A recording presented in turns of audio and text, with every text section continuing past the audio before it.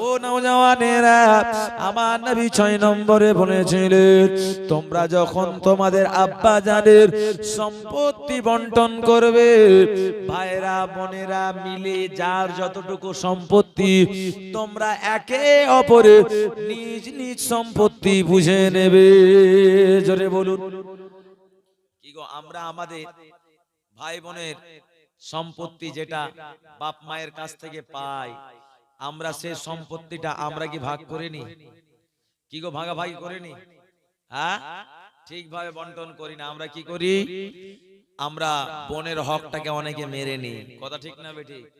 হ্যাঁ, তলে তলে মায়ের কাছ থেকে বাপের কাছ থেকে আমি একমাত্র ছেলে, আমি টিপস সহে নিয়ে নিলাম। এদিকে আপনার বাপ মাও জাহান্নামে যাবে, যে নিজের নামে নিচ্ছে ও জাহান্নামে যাবে।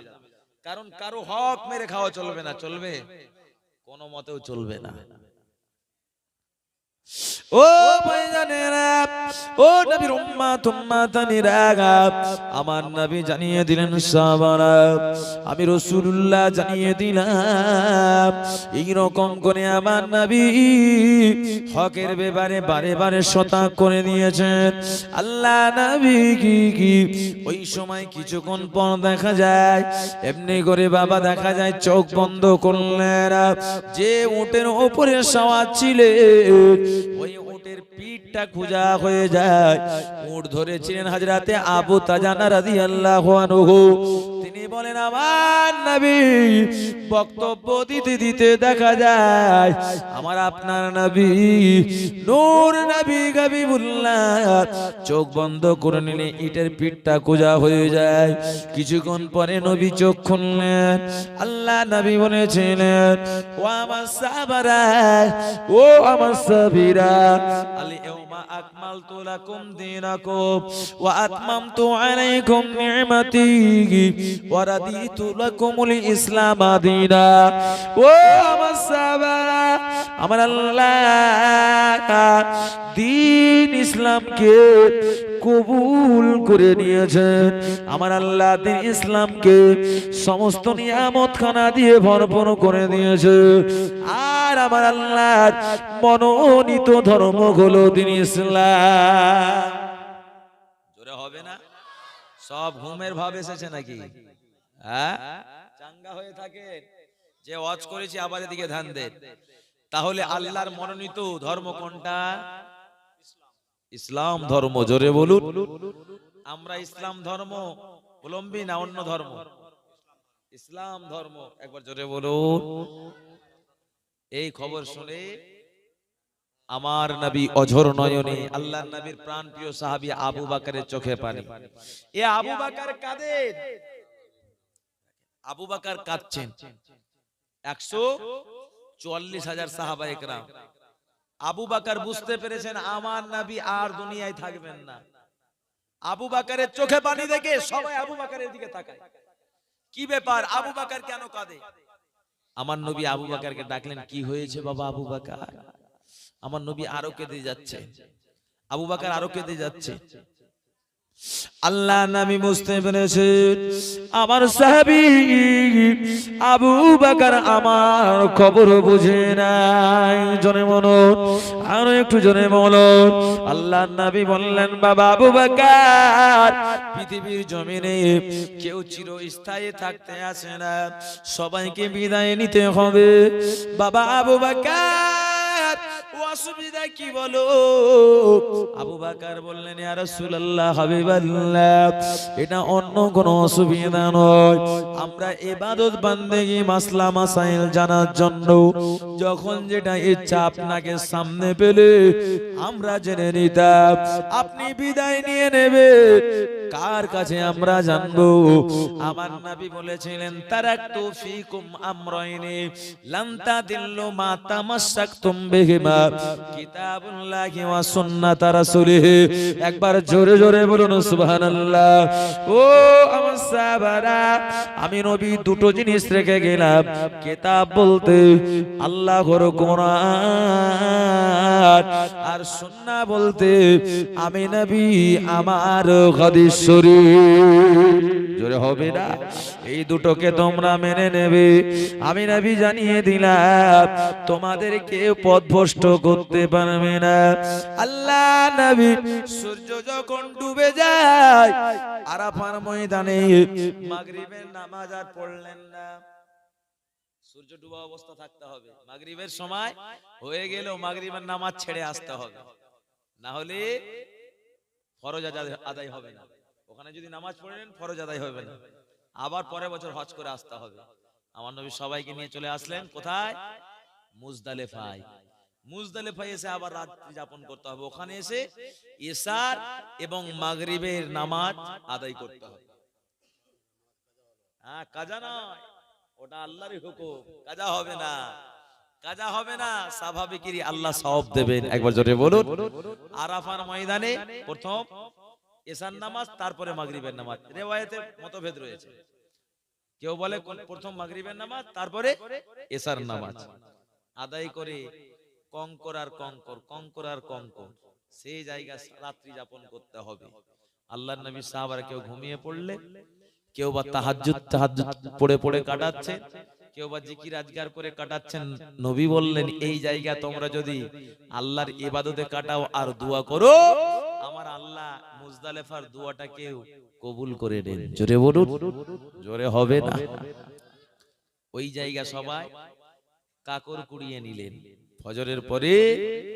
সেখান থেকে 10ই জিলহজ চলে গেলেন মিনার ময়দানে। একবার জোরে বলুন।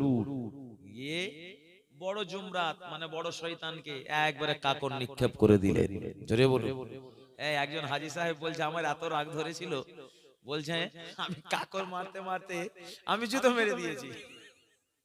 বলছে রাগে জুতো মেরেছি, কারণ এই শয়তানগুলো কেমন জানেন? ইব্রাহিম নবী ইসমাইল নবীকে এই আপনার কুরবানি দিতে গিয়েছিল তো ধোকা দিয়েছিল, কিন্তু ইসমাইল নবী ওদের ধোকায় পাল্লা পড়েনি। বলছে আব্বা জান আল্লাহর ওয়াস্তে আমি ইব্রাহিম, আমি ইসমাইল, আমিও আল্লাহর ওয়াস্তে। একবার জোরে বলো। আল্লাহকে রাজি খুশি করার জন্য ওই শয়তানদেরকে, ওই জন্য চিরকাল কিয়ামত পর্যন্ত পৃথিবীর মানুষ হজ করতে যাবে আর কাকর মেরে আসবে। খা কাকর মার খা। আমার ভাই জানে না, মিনার ময়দানে যাবতীয় কুরবানি টুরবানি সব সেরে চলে গেলেন। বিদায় তওয়াফ করলেন। বিদায় তওয়াফ করেন নবীও কাঁদেন। আরে নবীর চোখ দিয়ে পানি, সাহাবাদের চোখ দিয়েও পানি। কারণ কাবা যার জন্য ধন্য, সে কাবা রয়ে গেল, নবী না। আর নবী হাজির হবে না। আমার নবী বিদায়। আল্লাহ নবী বিদায় তওয়াফ করে খানায় কাবা দিকে বারে বারে বারে বারে তাকান। ও নওজওয়ানেরা, ও যুবকেরা, তরুণেরা, বাচ্চারা, আমার নবী সাহাবাদেরকে নিয়ে কাঁদতে কাঁদতে মদিনায় চলে আসলেন। মদিনা শরীফে রমজান মাস যখন চলে আসে, রমজান মাসে আমার নবী ইতিকাফ করতেন। জোরে বলুন। কি গো, ইতিকাফ করা কি সুন্নাতে মুআক্কাদা কিফায়া? ইতিকাফ করতে হবে, কিন্তু ইতিকাফের নিয়ম আছে না নাই? ইতিকাফ করা মহা একটা পুণ্যের কাজ, কিন্তু ইতিকাফের নিয়ম আছে। আপনাকে 10 দিনের জন্য আপনি ইতিকাফে থাকলেন, মাথায় রাখতে হবে এই 10 দিন বেজোড় রাত্রিটা আমাকে জাগতে হবে ফজর পর্যন্ত। কি পর্যন্ত? ফজর পর্যন্ত। কারণ লাইলাতুল কদর তালাশ করার জন্য বেজোড় রাত্রি 21, 23, 25, 27, 29 এই 5 রাত্রি জাগতে হবে। নবী 10টাই রাত জাগতেন। একবার জোরে বলুন। কি করতে হবে, কিভাবে জাগতে হবে? নামাজ পড়তে হবে লাইলাতুল কদরে, কোরআন পাক তেলাওয়াত করতে হবে, জিকির আজকার করে করে ফজর পর্যন্ত কাটাতে হবে। এই ফজরের পরে এবার ঘুমিয়ে যান। আর আমরা অনেকে কি করি, ইতিকাফে থাকি, তারাবি পড়া হলো, খাওয়া দাওয়া হলো, আর ঘুমিয়ে যাচ্ছে। কিন্তু নিয়ম জানি না, এগুলো আমাদের মসজিদে সে সময় আলোচনা করতে হয় ইমামদের। অনেকে করে, যাই হোক আলহামদুলিল্লাহ, অনেকেই জানেন আর অনেকেই জানেন না। আমার বাবু ভাইয়েরা, তো নবী প্রত্যেক রমজান মাসের শেষ 10 দিন ইতিকাফ করতেন। শেষ জীবনে নবী 20 দিন ইতিকাফ করেছিলেন। জোরে বলে 20 দিন করছেন। আবু বকর বুঝেছেন আমার নবীর শেষ, আর নবী থাকবেন না, নবী বিদায় নেবেন। রমজান মাস পার, নবী ইতিকাফ রেখে পার হলেন। ও দুনিয়ার মুসলমানেরা, ও নওজওয়ান যুবকেরা, তরুণেরা, বাচ্চারা, আল্লাহ নবী সফর মাসে অসুস্থ হয়ে পড়লেন। নবী আমার দিন দুনিয়ার বাদশা এত অসুস্থ হয়েছে, আল্লাহ নবীকে ভালো লাগে না। ও নওজওয়ানেরা, এইরকম করে আমার নবী খাওয়া দাওয়া সব ছেড়ে দিলেন। এত জ্বর আমার নবী সহ্য হয় না। আম্মা জান মা খাতা আয়েশা কে বলেছিলেন, ও বিবি আয়েশা, আমার মাথাতে 7 মশক পানি ঢালো। এমনি করে 7 মশক পানি ঢালা হলো। এইরকম করে নবী একটু সুস্থতা পেলেন, আবার অসুস্থ হয়ে পড়ে। আল্লাহ নবী সাহাবাদের মন খারাপ হয়ে যায়। আমার নবী এইরকম অসুস্থ, নবী কি আর ফিরবেন না? নবী কি আর সুস্থ হবেন না? আল্লাহ নবীকে আমার আল্লাহ এমনি করে সফর মাসের বুধবারে আল্লাহ পাক সুস্থতা দান করে দেয়। আর একটু জোরে বলুন। সেই দিন নবী গোসল করলেন, সুস্থতা অর্জন করে নবী খেলেন। বলছে আমাকে ভালো লাগছে, খেতে দাও। নবী সুন্দরভাবে স্বাভাবিক হিসাবে খাওয়া দাওয়া করলেন। যে খাওয়া দাওয়া নবীর কাজ শেষ, আল্লাহর নবীর সুস্থতা দেখে সাহাবারা, যেটাকে আমরা বলি সফর মাসের শেষ বুধবার আখির চাহাত সোমবার, একবার জোরে বলুন। আমার নবীর সাহাবারা খুশি হয়ে নবীর সুস্থতায় দেখে আবু বকর 20 দিরহাম দান করলেন। জোরে বলুন। আরো কোন সাহাবী 25 দিরহাম। এই যে আমরা জীবনের জন্য দান করছি, এর মর্যাদা আছে না নাই? নবীর ভালোবাসায় দিচ্ছি, কি গো? বিশাল মর্যাদা। তাই যিনারা দেননি শরীক হবেন, একবারে ফাঁক ছাড়বেন না। বলবেন নগদে দিয়ে দিলাম 100 টাকা 50 টাকা, কিন্তু মসজিদে খরচ আছে, একটু ভাববেন আল্লাহর ঘরের জন্য, আল্লাহর ঘরের জন্য ভাববেন। যাই হোক, তো যেদিকে আলোচনা করছিলাম যে নবী সুস্থতা হলেন, আবার কিছুদিন যাওয়ার পরে আমার নবী অসুস্থ হয়ে পড়লেন। হযরত আলী স্বপ্ন দেখেন, আমার যুদ্ধ করতে করতে আমার জুলফিকার নামক তরবারি ভেঙে গেল। হয়তো উসমান গনি স্বপ্ন দেখছেন, যুদ্ধ করতে করতে আমার ঢালটা ভেঙে গেল। ইমাম হাসান হোসেন স্বপ্ন দেখছেন, আমার নানা জানের বাড়িতে আসমান থেকে নুরানি খাটিয়া না বলল, একবার জোরে বলো। এবারে আলী গিয়ে আমার নবীকে বলছেন, ইয়া রাসূলুল্লাহ, হাবিবাল্লাহ, এই অবস্থা আপনার বাড়িতে আমি দেখলাম যুদ্ধ করতে করতে জুলফিকার নামক তরবারি আমার ভেঙে গেল। 2 নম্বরে উসমান বললেন যে আমার ঢালটা ভেঙে গেল। আমার নবী বলেছেন তোমাদের স্বপ্নটা সঠিক, কারণ তোমাদের তরবারি বলতে আমি নবী, আমি আর থাকবো না। উসমান, তোমার ঢাল বলতে শরীয়তের ঢাল আমি নবী, আমি থাকবো না, আমি বিদায় নিয়ে নেব। উসমানের চোখে পানি, আলীর চোখে পানি। ইমাম হাসান হোসেন নানা জানের কাছে চলে আসলেন। নানা জানকে বলেন, নানা জান, ও নানা জান, আপনার বাড়িতে আমি স্বপ্ন দেখলাম, আপনার বাড়িতে আল্লাহর আসমান থেকে খাটিয়া নাবে। ইমাম হাসান হোসেনের বক্তব্য খানা শুনে আল্লাহ নবী 2 চোখে টোপা টোপা পানি চলে আসে। আমার 2 নাতি কষ্ট পাবে রে, কারণ আমি এখন কি করে বলবো আমার 2 নাতিকে। আমার 2 নাতির চোখের পানি আমি নবী সহ্য করতে পারি না। ও ভাইরা, আমার নবী বললেন নাতি রে তোমরা দাঁড়াও তোমাদের স্বপ্নের ব্যাপারে আমি তাবির বলবো তাদেরকে সান্ত্বনা দিয়ে দিলে আল্লাহ নবী এমন করে অসুস্থ হয়ে পড়েন এত অসুস্থ নবী মাথা নিয়ে থাকতে পারেন না এমন সময় দেখা যায় আল্লাহ নবী রাতে বেলা স্বপ্ন দেখে মাথাধারী জিবরাইল পায়ের কাছে ইসরাফিল এমনি মিকাইল দুইজন ফেরেশতা এসে আমার নবীকে বলে না মাথাধারী জিবরাইল বলে ও মিকাইল ইনাকে কি করা হয়েছে মিকাইল যে জিজ্ঞাসা করলো ফেরেশতা জিবরাইল বললেন ইনাকে জাদু করা হয়েছে কে জাদু করেছে আসিম বিন লাবিদ জাদু করেছে কোথায় করেছে এই রকম করে বীরে জানোয়ার নামক কোতে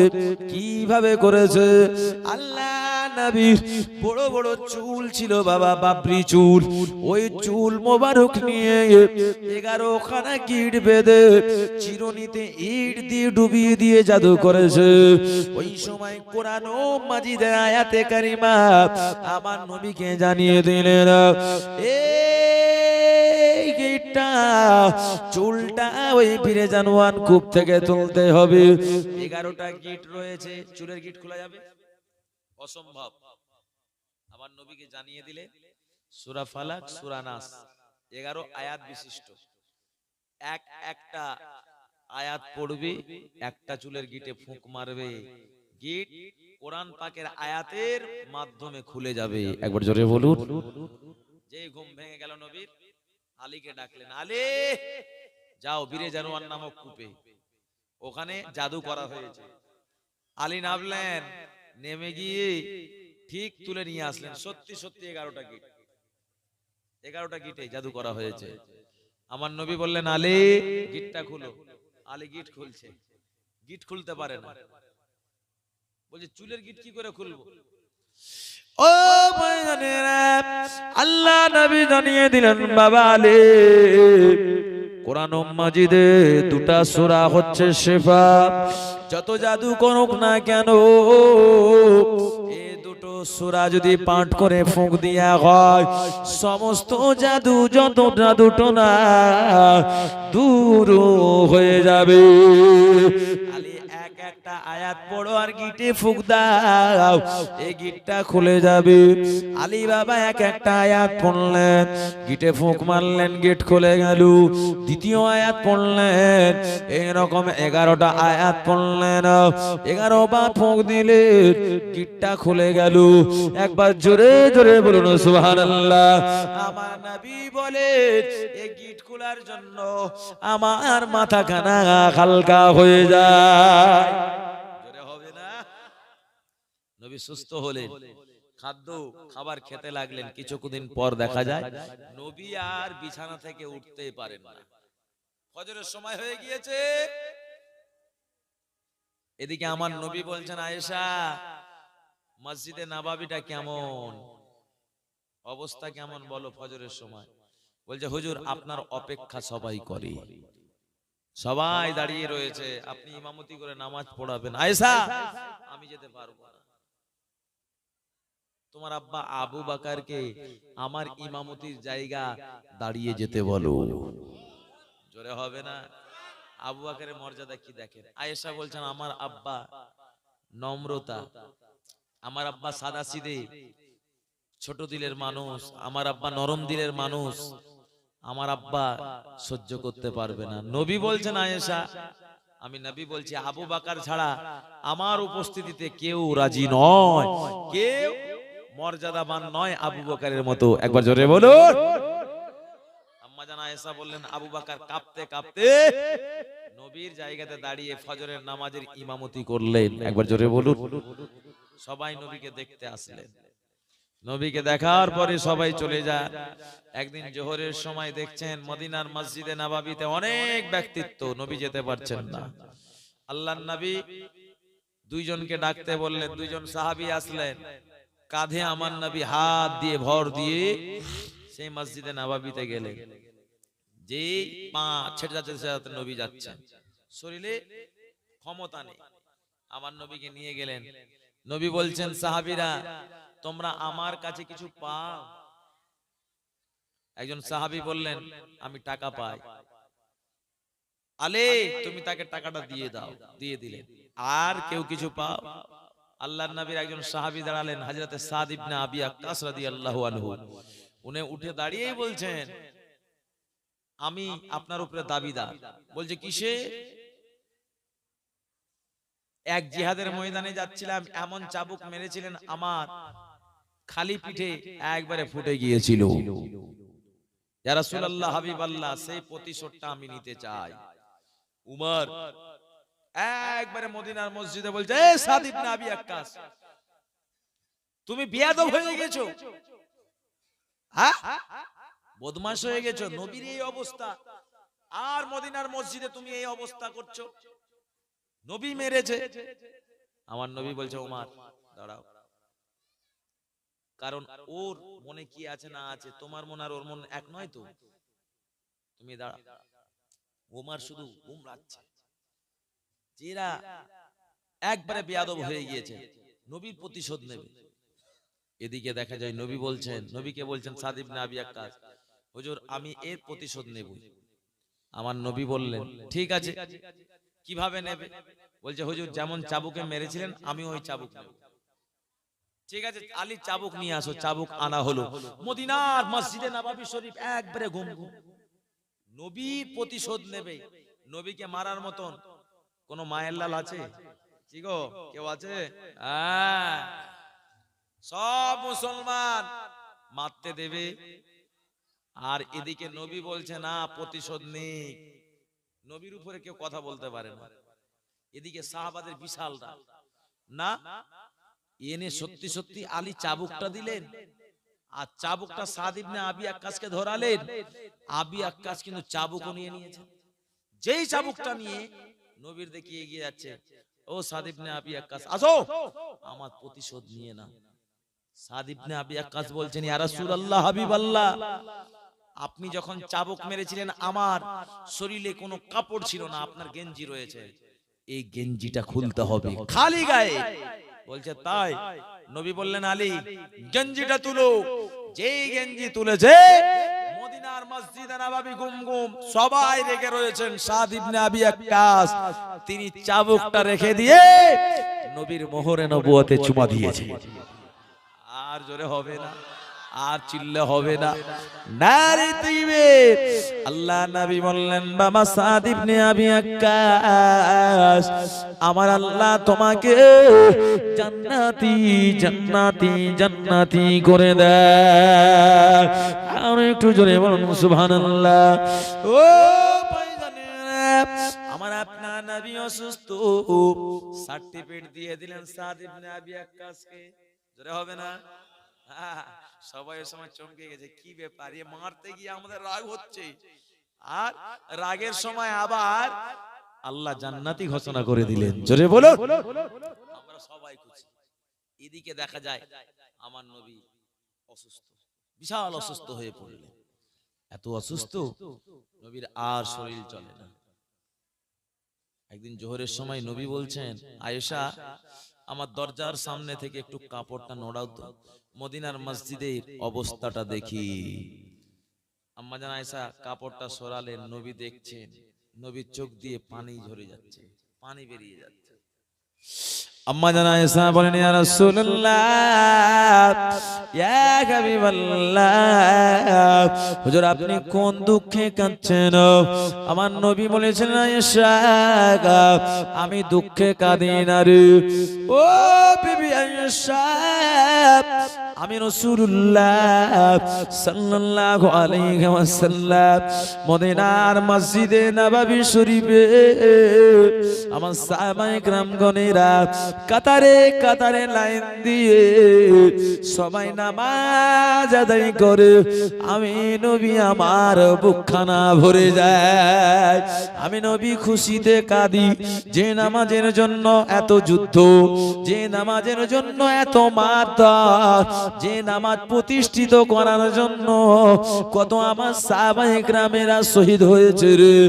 ও বিবি আয়েশা, আজকে আমার সাহাবায়ে কেরামগণেরা নামাজ পড়ে যাবে, আমার উম্মাত উম্মাতানিরা এরকম নামাজ পড়ে যাবে, মসজিদ ভর্তি ভর্তি নামাজি হবে।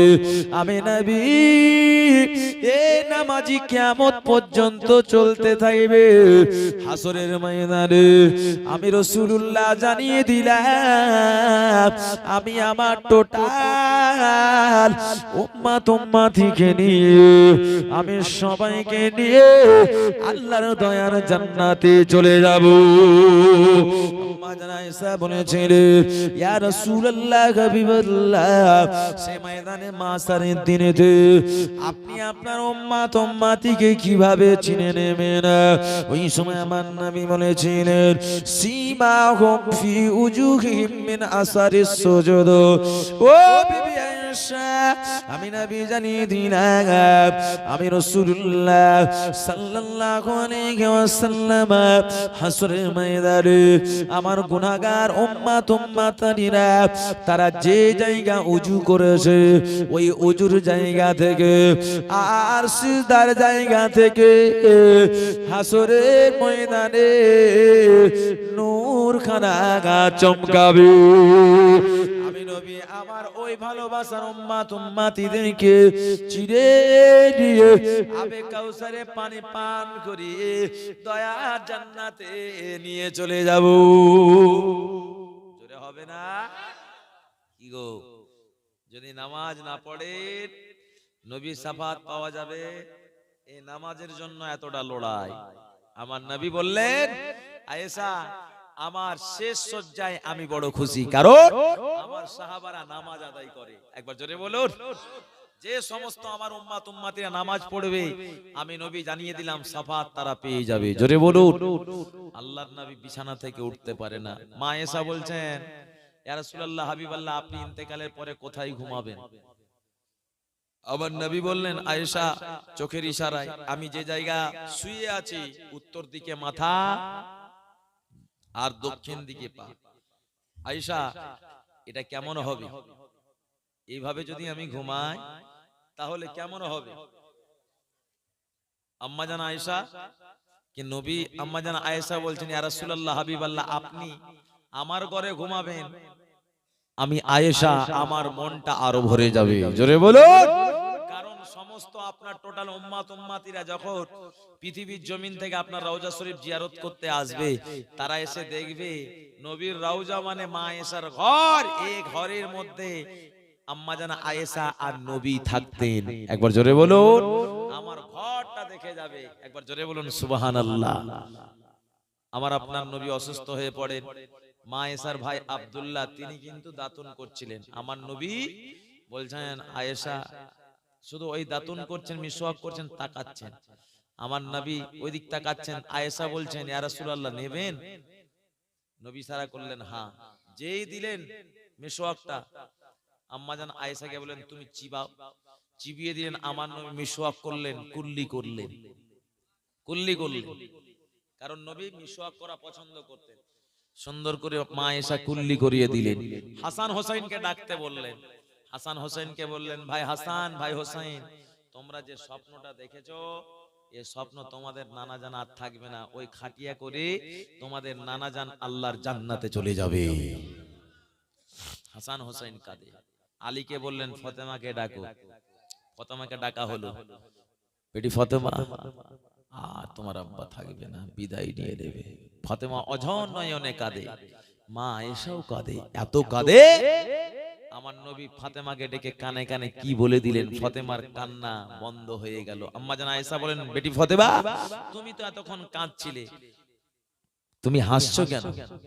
বলছে, আমার আব্বা বলে দিল, আমার আব্বা এখন আল্লাহর জান্নাতে যাবে।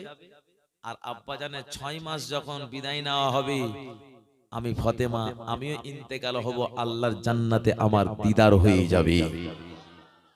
তাই আমি ফাতেমা আমি সচক্ষে রয়েছি, আব্বা জানের সঙ্গে জান্নাতে থাকবো। সাথে সাথে দরজায় এসে আঘাত, জিবরাইল হাজির। ইয়া রাসূলুল্লাহ হাবিবাল্লাহ, আপনার দরবারে নতুন ফারিস্তা এনেছি, নতুন মেহমান। বলছে কি? বলছে আজরাইল। বলছে যাও ডাকো। আজরাইলকে ডাকা হলো। আজরাইল সাল্লাম এসে নবীকে সালাম জানালেন। আমার নবীকে বলছেন, ইয়া রাসূলুল্লাহ, হাবিবাল্লাহ, আমি আজরাইল, আমার আল্লাহ আমাকে পাঠিয়েছেন আপনার জান কবজ করতে পারি। আপনি যদি ইজাজত দেন আমি আপনার জান কবজ করতে পারি। আল্লাহ নবী বললেন, আখি জিবরাইল, আমি তোমাকে ফেরত পাঠাতে পারবো না। যদি আমাদের কাছে আজরাইল এসে জিজ্ঞেস করে তোমার জান কবজ করতে এসেছি, কি গো আমরা কি বলবো? না না না, এখন করতে হবে না, কারণ দুনিয়ার মায়া ভুলতে পারি না। ও ভাইজানেরা, আমার আপনার নবী বলেছে, আখি আজরাইল, আমার আল্লাহ তোমাকে পাঠিয়েছে, আমি তোমাকে ফেরত পাঠাতে পারি না। আমি দুনিয়া থেকে আল্লাহ দিদার করাটাই বড় পছন্দ করি।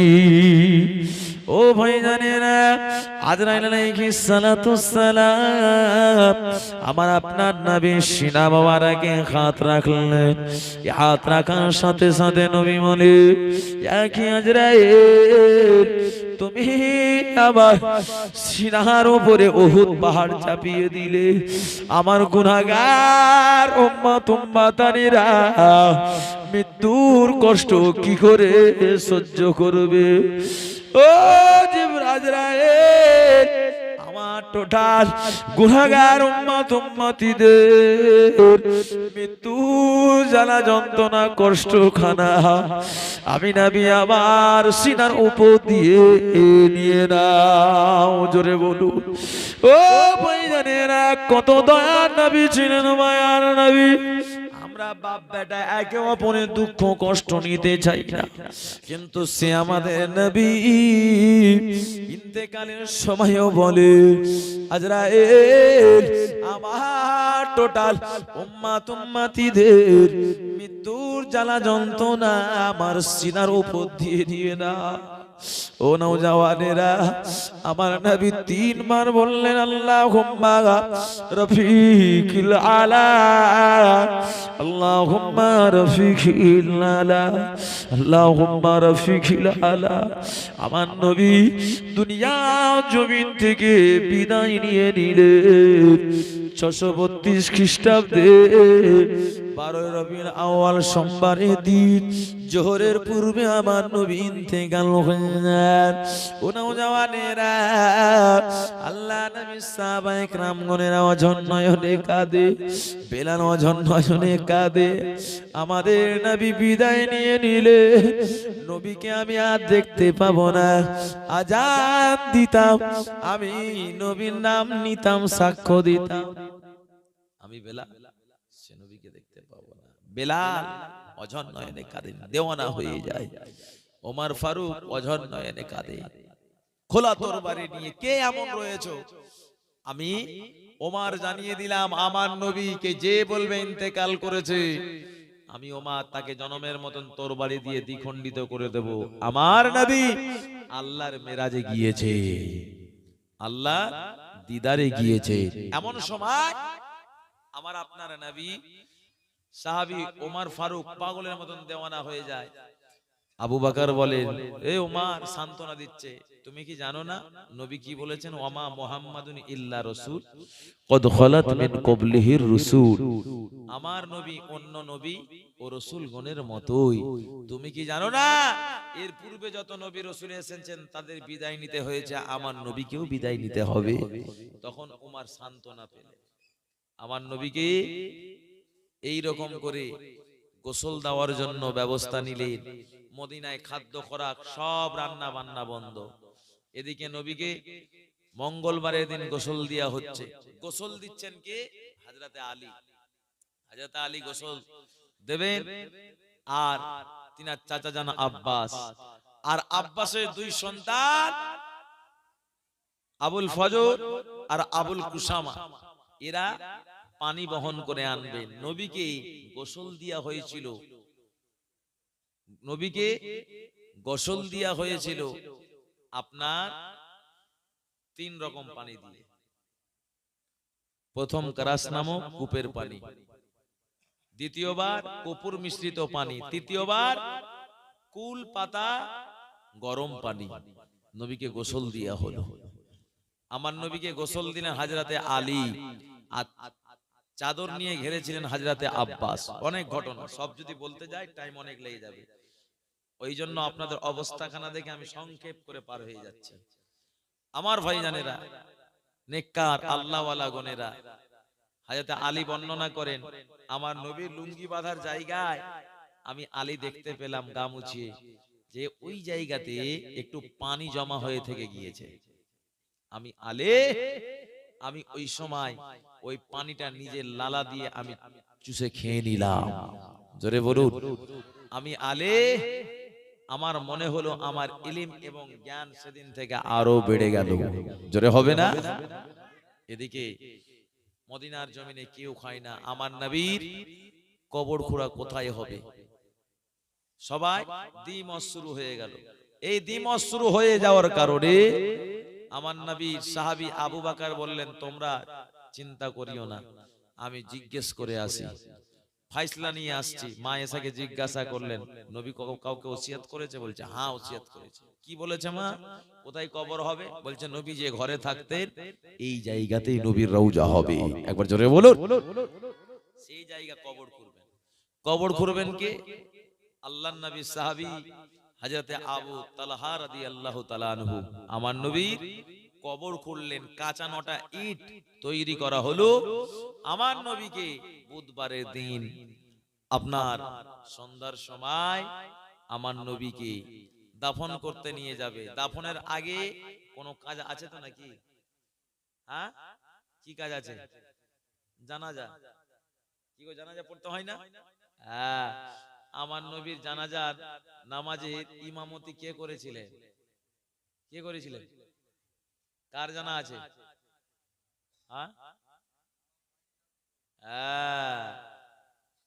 নবীর জানাজার কেউ ইমাম ছিল? উনি তো সবার ইমাম। হ্যাঁ, ইমামের ইমাম কে হবে? আমার নবীর জন্য সর্বপ্রথম জানাজা পড়লেন কি? ফেরেশতারা। কি করলেন? সবাই নবীর ওসিলা দিয়ে দিয়ে দোয়া করে নিলেন। একবার জোরে বলুন। তারপরে আপনার বৃদ্ধ ব্যক্তিরা, তারপরে মহিলারা, তারপরে বেটা ছেলে বাচ্চারা, এই রকম করে জানাজা কমপ্লিট। আমার নবীকে সন্ধ্যার সময় এই রকম করে মসজিদে নববী শরীফের নিজের বাসভবনে আমার নবীকে দাফন করা হচ্ছে। নবীকে কবরে নামাবেন কি? নবীকে কবরে নামাচ্ছেন আবুল ফজল, আবুল কুসামা শুকরান রাদিয়াল্লাহু আনহু। কারণ আবু বকরের চোখে পানি, ওমরের চোখে পানি। নবীকে কবরে নামাবো আমরা সহ্য করতে পারবো না, আর আবু বকর সহ্য করতে পারে না। আবু বকর বলে, আমি যদি কাঁদি সমস্ত সাহাবাদের আর ধরে রাখা যাবে না। আবু বকর ওই জন্য সেখান থেকে তিনিও সরে গেলেন, আলীও সরে গেলেন, ওমর ফারুকও সরে গেলেন, সবাই সরে গেলেন। এই তিনজন মিলে নবীকে নামিয়ে দিলেন। বলছেন 9টা কাঁচা ইট নবীকে দিয়ে দাও, কারণ তার বাক্সকুলি কবর হয়েছিল, বাক্স সিস্টেম। ওই জায়গা কাঁচা 9টা ইট দিয়ে দিলেন। অদনিয়ার মুসলমানেরা, আমার নবীকে সময় যখন মাটি দেয়, আবু বকরের সহ্য হয় না, সিনাটা কেঁপে যায়। ও নওজওয়ানেরা, আবু বকর কাঁদতে পারেন না, কারণ আমি যদি কাঁদি মদিনায় একটা মানুষের চোখে পানি ধরে রাখা যাবে না, অনেকে জ্ঞান হারিয়ে ফেলবে। না না না, আবু বকর ধৈর্য ধারণ করলেন। এদিকে দেখা যায় আলী ধরে রাখতে পারলেন না। যখন মাটি দেয় হযরতে আলী, তিনি আর থাকতে পারেন না। কোদালের আওয়াজ যখন ফাতেমা শুনতে পেয়েছে, আলী যখন ঘরের মধ্যে প্রবেশ করেছে, ফাতেমা বলে, ও আমার স্বামী আলী, আপনারা কি করে আব্বাজানকে চাপা দিলেন, মাটি দিয়ে দিলেন? এইরকম করে মায়েশা কাঁদে, ফাতেমা কাঁদে, ইমাম হাসান ইমাম হোসেন কাঁদেন। ও নওজওয়ানেরা, যুবকেরা সবাই কাঁদেন। সবার কান্না আবু বকর আবার সান্ত্বনা দিতে লাগলেন, এই কেঁদো না, সবাইকে বিদায় নিতে হবে। তাই আল্লাহ নবী বলেছেন, মানজারা কমনি বাদা ওফাতি ফাকান্নামা জারানি ফি হায়াতি। আমার নবী জানিয়ে দিলেন, আমার ইন্তেকালের পরে আমার যে সমস্ত উম্মত উম্মতি আমার রওজা শরীফে আসবে, তারা আমার রওজা দেখে যাবে, তারা আমার সঙ্গে ডাইরেক্ট মোলাকাত করে গেল। হবে না? আল্লাহ যেন আমাদের প্রত্যেককে সেই দয়ার নবী, সোনার নবী রওজা শরীফে আল্লাহ হজ নসিব করেন, বলুন ইনশাআল্লাহ।